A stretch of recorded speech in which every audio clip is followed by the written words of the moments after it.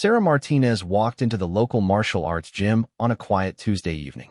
She had just moved to the small town of Cedar Falls after finishing her military service. The gym owner, Mr. Kim, had given her permission to use the facilities during off-peak hours. Sarah preferred training alone, away from curious eyes and endless questions about her background. The gym smelled of sweat and determination. Heavy bags hung from the ceiling like silent sentinels. Sarah changed into her plain black workout clothes and began her routine. She started with stretching, her movements fluid and precise. Every muscle fiber responded to commands honed through years of rigorous training that most people could never imagine. As Sarah moved through her warm-up, she noticed the gym's main door open. 3 men walked in, their voices echoing through the empty space. The leader was Marcus Thompson, a local black belt instructor who taught classes at the gym 3 times a week. Marcus was known throughout the town for his martial arts skills and his oversized ego to match. "Look what we have here," Marcus said, his voice dripping with amusement. His 2 friends, Jake and Dennis, flanked him on either side. All 3 men wore their martial arts uniforms, black belts tied around their waists like badges of honor. Sarah continued her stretching routine, pretending not to notice the newcomers. She had learned long ago that avoiding unnecessary confrontation was often the wisest path. But Marcus had different plans. "Hey there, sweetheart," Marcus called out, walking closer to where Sarah was training. "This is a serious gym for serious martial artists. Maybe you should try the yoga studio down the street." Sarah looked up briefly, meeting Marcus's gaze with calm, steady eyes. "I have permission to be here," she said simply, then returned to her routine. Marcus laughed, a sound that held no warmth. "Permission? From who?" "Mr. Kim." He shook his head. "Look, I don't want to see you get hurt. These heavy bags can be dangerous for beginners." "I appreciate your concern," Sarah replied, her voice remaining level. "But I can handle myself." Jake stepped forward, grinning. "Marcus here has been training for 15 years.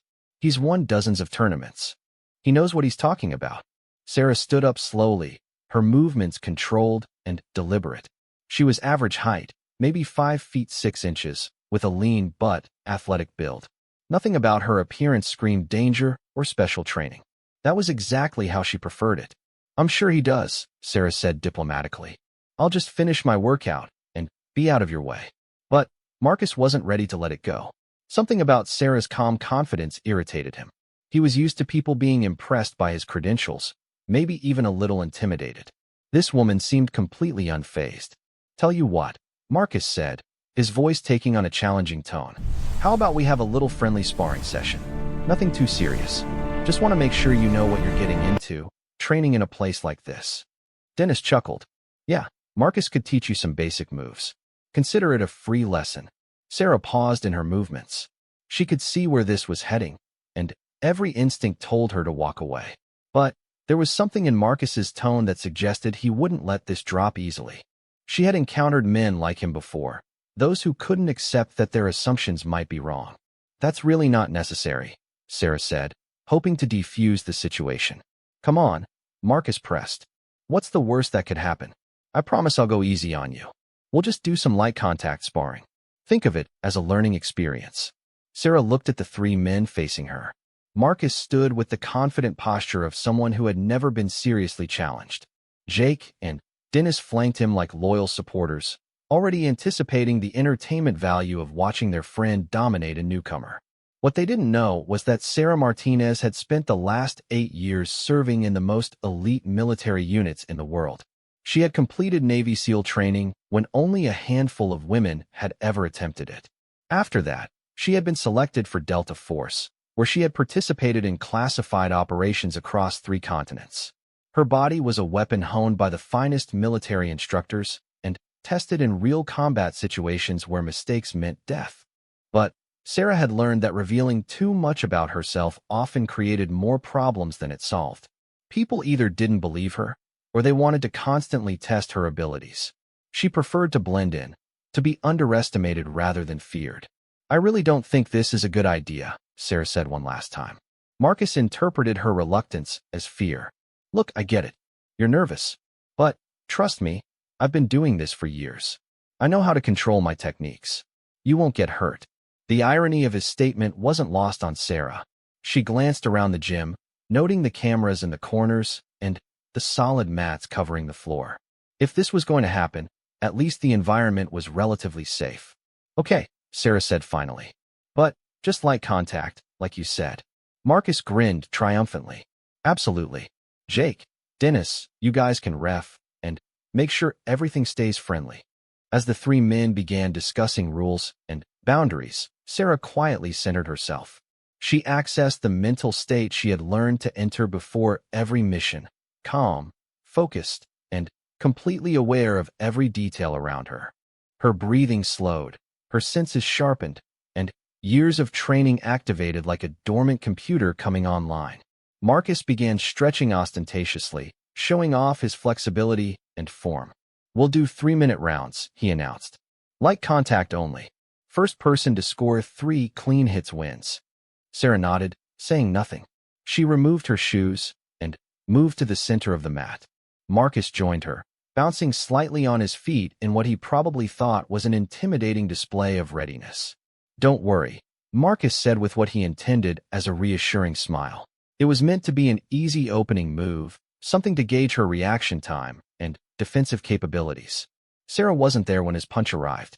She had slipped to the side with minimal movement, just enough to let his fist pass harmlessly by. Marcus blinked in surprise.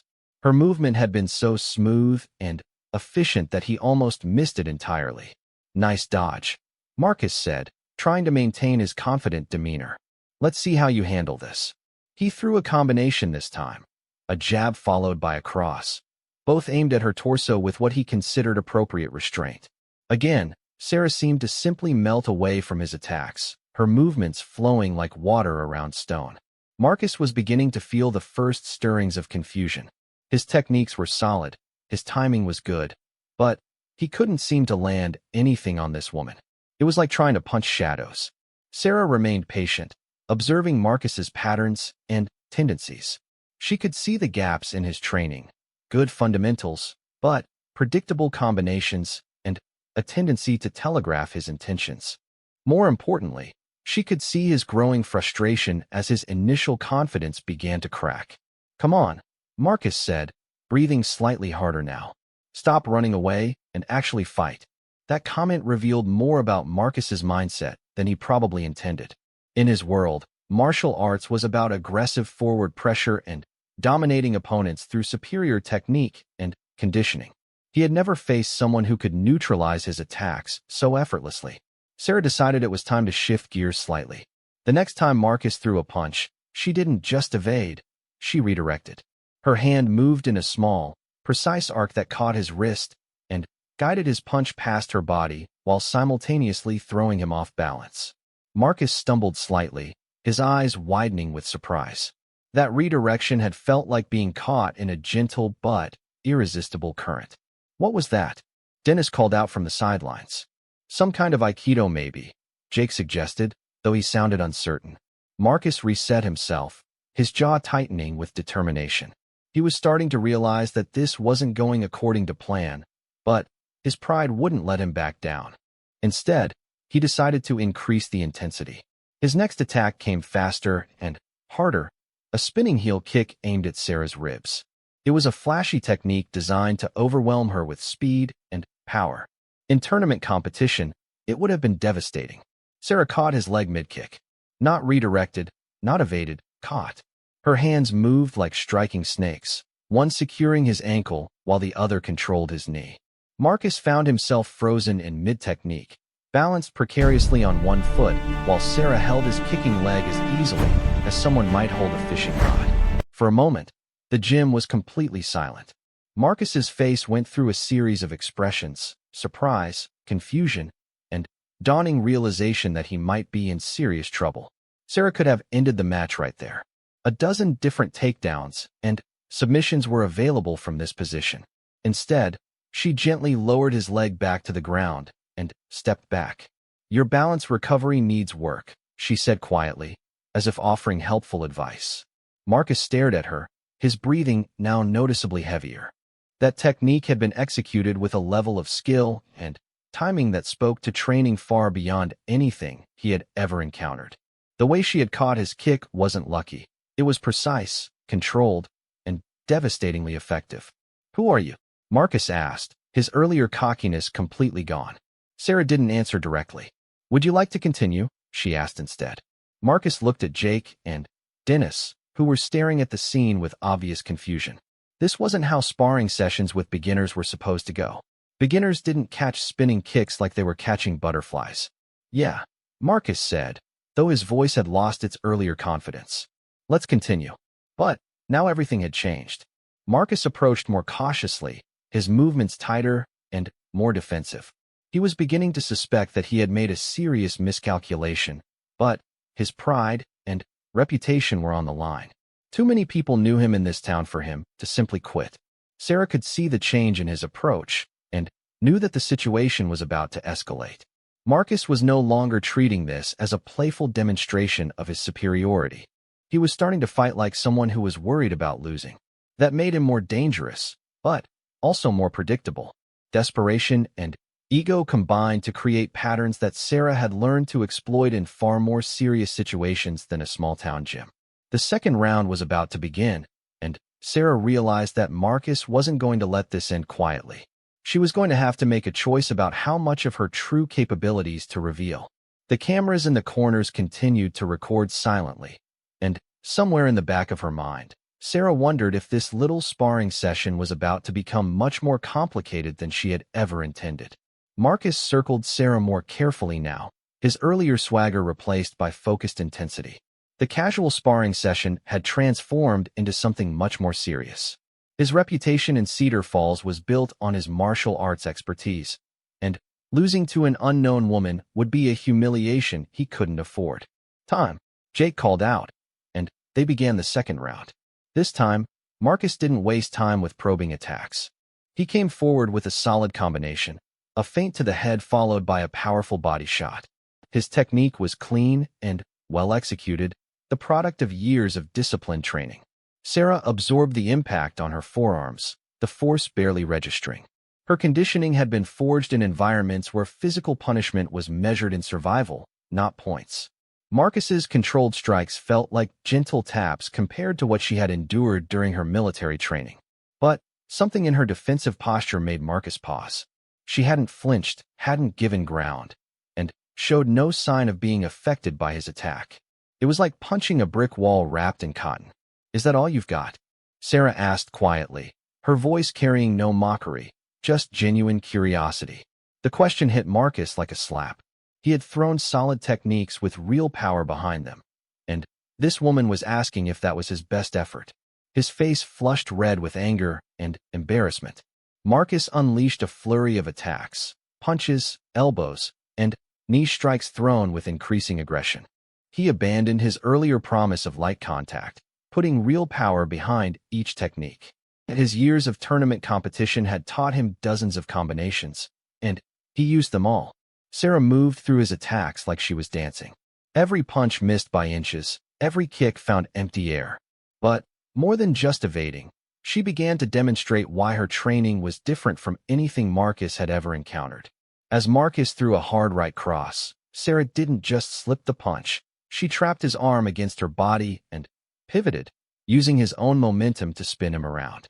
Suddenly, Marcus found himself facing away from Sarah, his arm controlled, and his balance completely compromised. She could have broken his arm in 3 different ways from that position. Instead, she simply released him and stepped back. "Your combinations are good," Sarah said conversationally, "but you're telegraphing your intentions about 2 moves ahead." Marcus spun around, breathing hard now. Sweat beaded on his forehead, and his uniform was beginning to stick to his skin.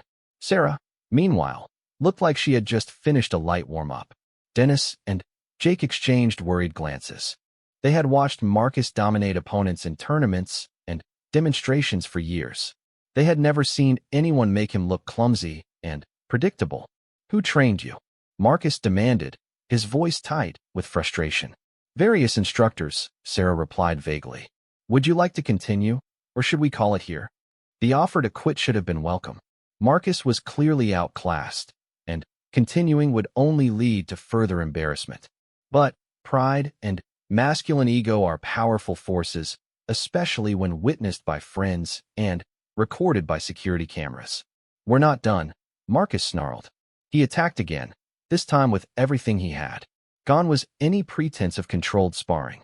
Marcus threw strikes with tournament intensity, using techniques that had won him championships. His kicks snapped out with bone-breaking force. His punches carried knockout power. Sarah's response was a masterclass in combat efficiency. She caught his roundhouse kick with one hand and swept his supporting leg with her foot in the same motion. Marcus crashed to the mat with stunning suddenness. Before he could react, Sarah had dropped into a ground control position, her knee across his chest and her hand positioned at his throat. The position was called a combat mount in military close-quarters combat training. From here, Sarah could have delivered strikes to Marcus's head and neck that would have ended the fight permanently.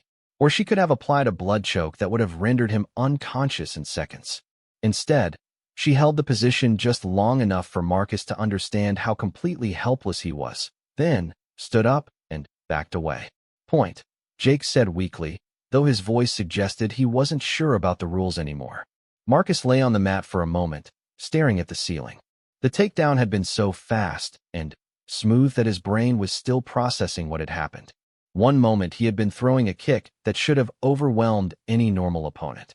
The next moment he was on his back with Sarah controlling his entire body. He sat up slowly, his face pale. "That wasn't luck?" he said, more to himself than to anyone else. "No," Sarah agreed simply. "It wasn't." Marcus got to his feet, his movements careful and deliberate. His earlier confidence had been replaced by something resembling respect mixed with fear. He was beginning to understand that he wasn't just outclassed. He was outclassed by several orders of magnitude. "What branch?" Marcus asked quietly. Sarah tilted her head slightly, not understanding the question. "Military," Marcus clarified. "What branch of the military?" "Because there's no way you learn to fight like that anywhere else." For a moment, Sarah considered deflecting the question. But Marcus had been humbled enough to deserve some measure of honesty. "Navy," she said simply. Marcus nodded slowly. "Special Forces?" Sarah didn't answer, but her slight pause told Marcus everything he needed to know. "Jesus," Dennis whispered from the sidelines. "Are you serious?" Jake was staring at Sarah with new eyes. "Navy SEALs?" he asked in amazement. Sarah's expression remained neutral. "I'd prefer not to discuss my service record." But Marcus was putting pieces together now. The efficiency of her movements, the absolute calm under pressure, the way she had controlled and dominated him without apparent effort. These weren't the skills of a regular military member. These were the capabilities of someone trained in the most elite units in the world. "How long?" Marcus asked, his voice subdued. 8 years active duty, Sarah replied. Marcus let out a long breath. 8 years in Navy Special Forces meant Sarah had seen and done things that most people couldn't imagine. She had probably been in actual combat situations where the techniques she was demonstrating meant the difference between life and death. "I'm sorry," Marcus said suddenly, surprising everyone in the gym. "I made assumptions, and I was completely wrong. I thought I was dealing with some random woman who wandered into a serious gym. I didn't realize that I might know what I was doing." Sarah finished with the hint of a smile. Marcus nodded, looking embarrassed. "Yeah, exactly that. And I was a complete ass about it." The tension in the gym began to ease slightly. Marcus's apology was genuine, and his recognition of his mistake showed a level of maturity that his earlier behavior had hidden. "We all make assumptions," Sarah said diplomatically. "Usually they're harmless." "Usually," Marcus agreed. "But not when you challenge someone to a fight based on those assumptions."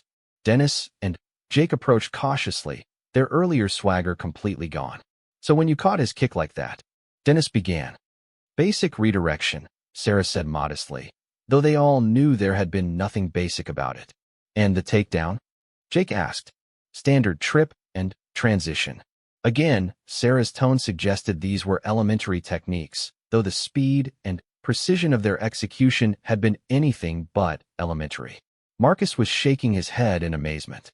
"I've been training for 15 years, and you made me look like a white belt." "Different kinds of training," Sarah pointed out. "You train for competition and sport. I trained for She didn't finish the sentence, but they all understood. Marcus trained for tournaments with rules, referees, and safety equipment. Sarah had trained for situations where losing meant dying. Could you? Marcus hesitated, then continued. Would you be willing to train with us sometime? I mean, actually teach us some of those techniques. Sarah considered the request. Part of her wanted to decline, to maintain her anonymity and avoid the complications that came with revealing her background. But another part of her recognized something in Marcus's request, a genuine desire to learn rather than to dominate. Maybe, she said noncommittally. We'll see. Marcus nodded, understanding that he had no right to ask for anything more. He had challenged her as a joke, been thoroughly outclassed, and now she was gracious enough to even consider helping him improve. Just one more question, Marcus said. Earlier, when I was throwing everything I had at you, and you were just flowing around it all, how did you make it look so easy? Sarah thought about how to explain concepts that had taken her years to fully understand. In the military, we learned that the most efficient response to aggression isn't always more aggression, she said. Sometimes the best defense is to let your opponent defeat themselves. You were working very hard, using lots of energy and strength. I was just redirecting that energy back at you. Like Aikido? Dennis suggested. Similar principles, Sarah agreed. But adapted for situations where you can't afford to be philosophical about it. Marcus was nodding slowly, beginning to understand the fundamental difference between his martial arts background and Sarah's combat training. He had learned techniques for winning matches. She had learned techniques for survival. The takedown, though, Marcus said, touching his ribs where Sarah's knee had pressed against him. That was pure aggression. When redirection isn't enough, you end the threat quickly and decisively, Sarah explained. Half measures can be dangerous in real situations. The implications of her words hung in the air. Marcus was starting to understand that their sparring session had been conducted entirely on Sarah's terms. She had chosen to demonstrate her capabilities rather than simply dominate him. If she had wanted to hurt him, the fight would have ended in the first few seconds. I feel like I should be grateful, Marcus said with a rueful laugh. For what? That you were holding back. A lot. Sarah's expression didn't change, but something in her eyes suggested that Marcus's assessment was accurate. The point of sparring is to learn, she said. Not to hurt people. But they all knew that if this had been a real conflict situation, Marcus would have been in serious trouble. The woman standing in front of them possessed skills that had been honed in some of the most dangerous environments on Earth. Marcus looked around the gym, seeing it differently now. What had started as his domain, a place where he was the acknowledged expert, had become a classroom where he was clearly the student. Would you mind if I asked you something else? Marcus said. Sarah nodded. Why did you let me challenge you? I mean, you could have just walked away or told me about your background from the beginning. Why go through with it? Sarah considered the question carefully. Sometimes people need to learn things for themselves. If I had just told you I was military, would you have really understood what that meant? Marcus thought about it, then shook his head. Probably not. I would have still thought I could hold my own, just maybe been a little more careful about it. Exactly. Now you understand. The truth of her statement was undeniable. Marcus's encounter with real combat skills had been far more educational than any explanation could have been. Plus, Sarah added with a slight smile, it's been a while since I've had a chance to practice some of those techniques. Despite everything that had happened, Marcus found himself laughing. Glad I could help with your training. As the immediate tension dissolved, all four people in the gym were processing what had just occurred. For Marcus, Dennis, and Jake, it had been a revelation about the difference between martial arts as sport and combat as survival. For Sarah, it had been a reminder of how different her world was from the civilian experience. But the encounter wasn't over yet. What none of them realized was that the security cameras in the gym had recorded everything, and the footage was about to take on a life of its own. The next morning, Sarah woke up in her small apartment, hoping that the previous evening's encounter would fade into memory. She had moved to Cedar Falls specifically to avoid attention and live quietly after her military service.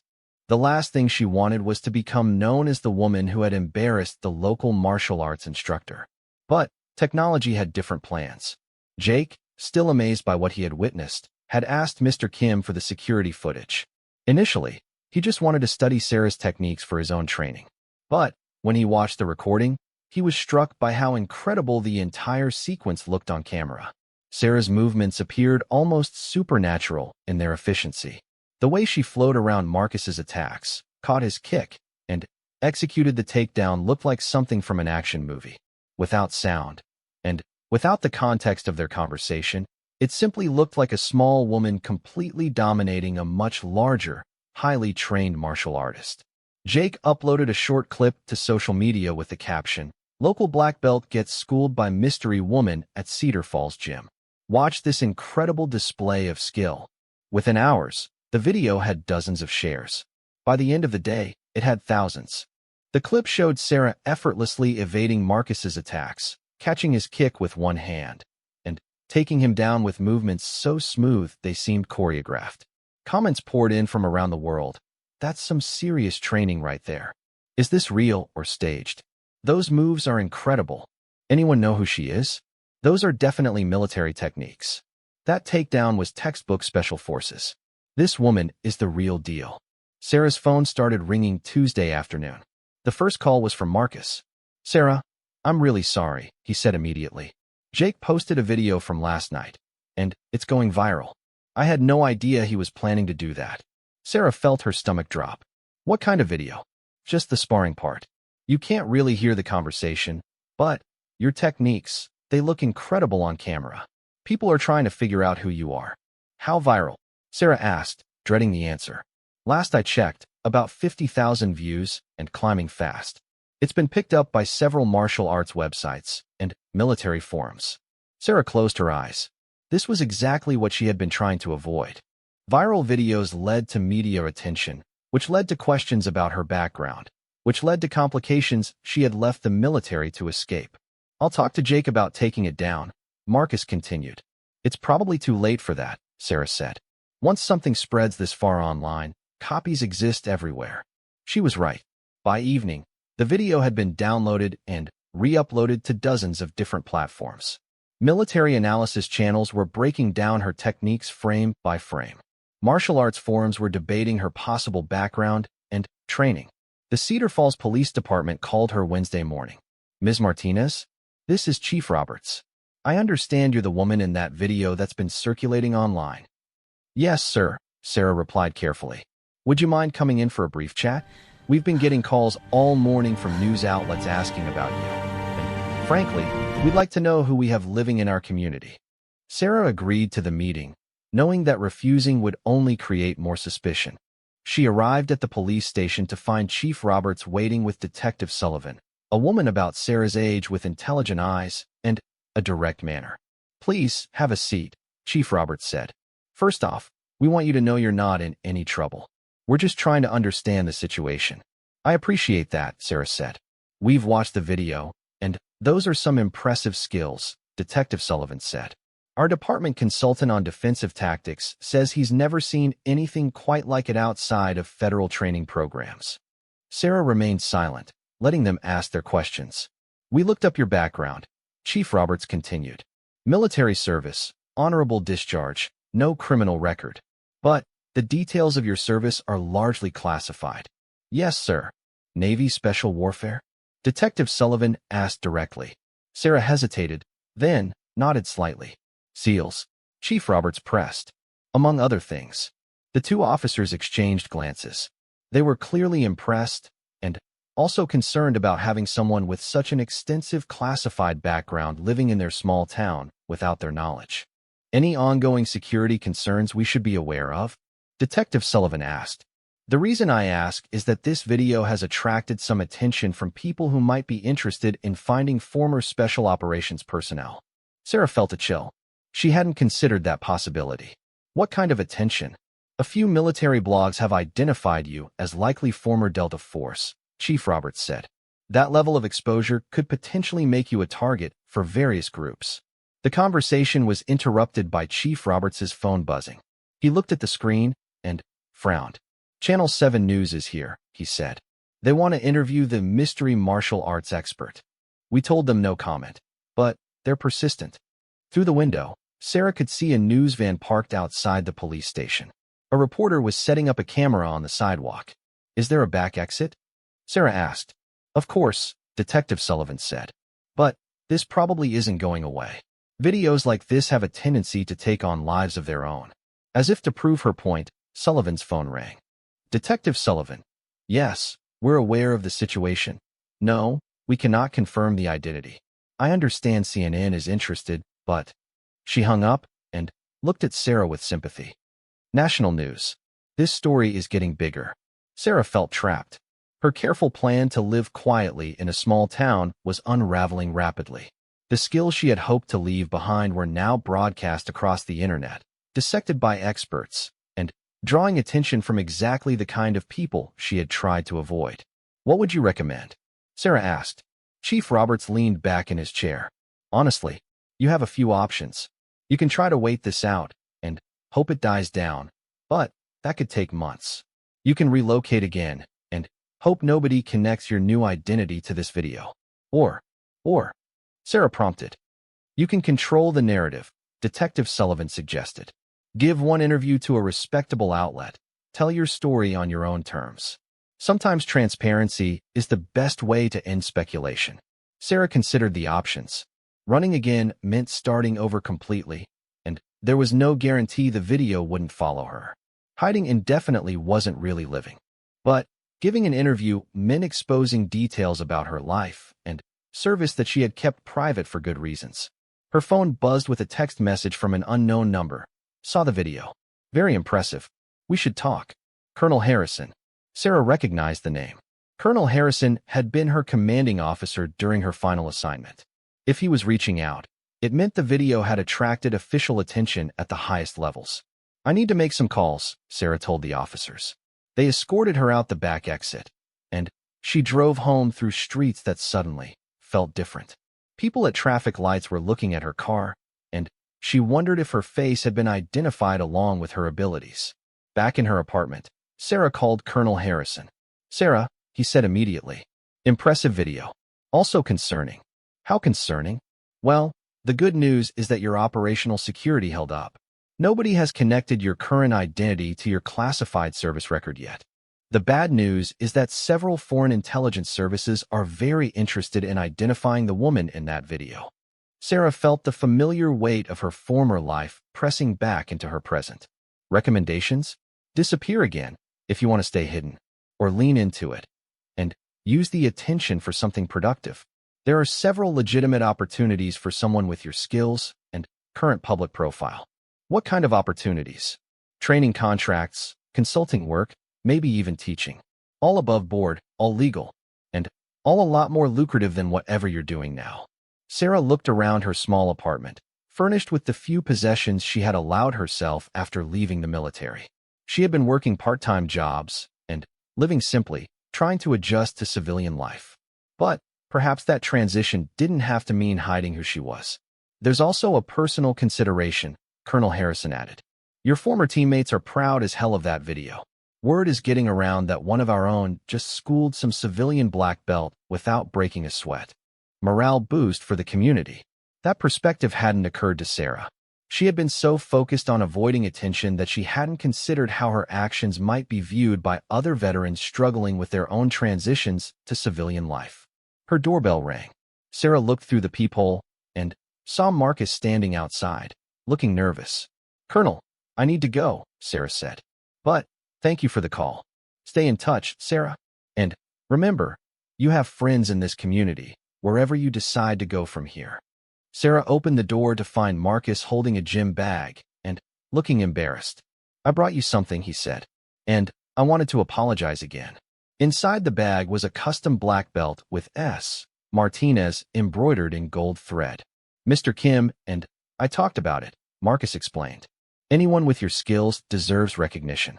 And, frankly, after watching that video about 100 times, I'm amazed you were as gentle with me as you were. Sarah examined the belt.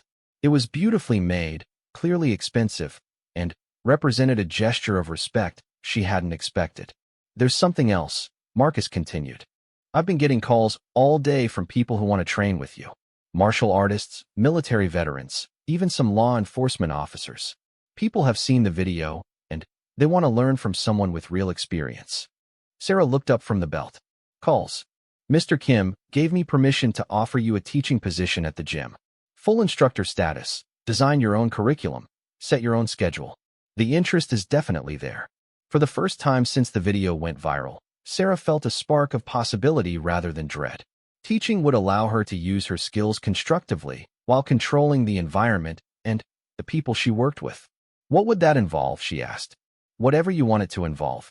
Self-defense classes, advanced martial arts, tactical training for law enforcement. Your choice entirely.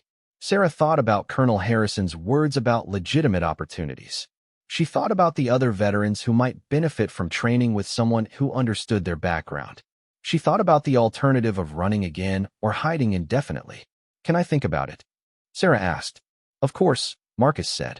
But Sarah, that video shows something pretty amazing. You have skills that could help a lot of people, and the way you handled our sparring session showed real character. Maybe it's time to stop hiding those things. After Marcus left, Sarah sat in her apartment, holding the black belt and considering her options. The video had ended her anonymity, but it had also opened doors she hadn't expected. She could run again, or she could finally stop running. Her phone buzzed with another message, this one from Jake. Sorry about posting the video without asking, but my sister just signed up for whatever self-defense class you might teach. You inspired her to want to learn to protect herself. Just thought you should know. Sarah smiled, perhaps for the first time since this whole situation began. The video that had threatened to upend her quiet life might instead give her a chance to build something meaningful. She looked at her reflection in the mirror, seeing not just a former special operations soldier trying to hide from her past, but a woman with valuable skills and hard-won knowledge that could benefit others. The viral video had changed everything, but maybe that change was exactly what she needed. The next morning, Sarah called Mr. Kim and accepted the teaching position. 3 months later, her self-defense and tactical training classes had waiting lists. 6 months after that, she had opened her own academy. The woman who had wanted nothing more than to disappear had instead found a way to honor her service while building a new kind of life. And it all started with a black belt who challenged her as a joke, never imagining he was about to learn the difference between martial arts and military combat training. The video continued to circulate, inspiring countless people to seek out real training and preparation for personal protection. Sarah had learned that sometimes the things we try to run from are exactly the things the world needs us to embrace.